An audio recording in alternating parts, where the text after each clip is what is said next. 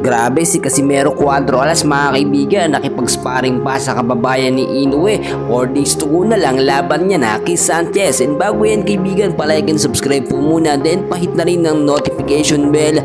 Maraming salamat po. Sobrang inaabangan po ngayon mga kaibigan ang bigating laban ng ating angas ng Pinas at ni Saul Sanchez. Sa linggo po yan, October 13, 2024. At kung makikita po ninyo, naglabas na ng update itong si angas ng Pinas natin sa kondisyon ng kanyang pangangatawan. Wala pa rin po itong sinasayang na pagkakataon at oportunidad na makapag-ensayo, especially yung sparring mood po niya, na kung sino-sino ng mga boksingero ang kanyang nakaka-sparring.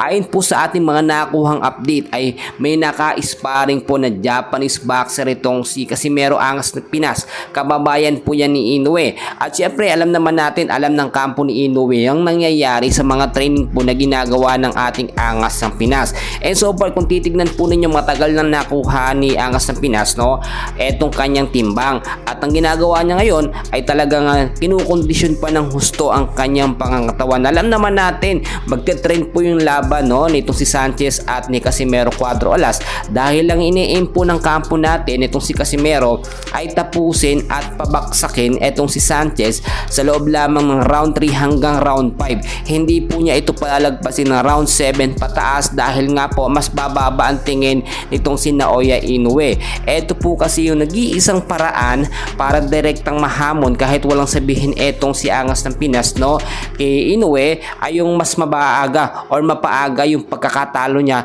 or pagkapanalo niya dito kay Sanchez. Alam naman natin hindi po yun ganun magiging madali. Nakita natin sa ilang mga updates na eto nga pong si Saul Sanchez ay napakatindi po ng mga ensayo at mga training din na ginagawa.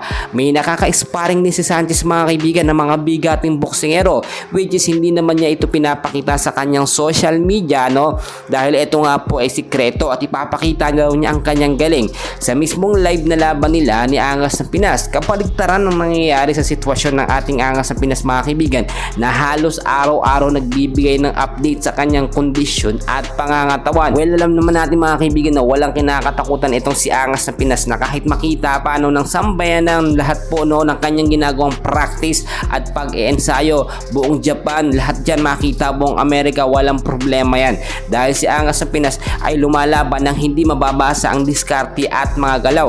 Ilang beses na po natin yan nakita mga kaibigan. Kung mga nakaraan nga po, nakita nyo naman, kung nakita nyo nag-post etong si Casimero Angas ng Pinas ng kanyang highlights sa mga boksingerong kanyang pinabagsak at ni-knockout. Ibig sabihin na ganun po ang gagawin itong si Casimero dito nga po kay Saul Sanchez. So abangan natin October 13, araw po yan ng linggo, laban po ng ating angas sa Pinas at ni Saul Sanchez. Suportahan natin mga kababayan, and please pakisuporta din ang ating channel for more updates. Maraming salamat po.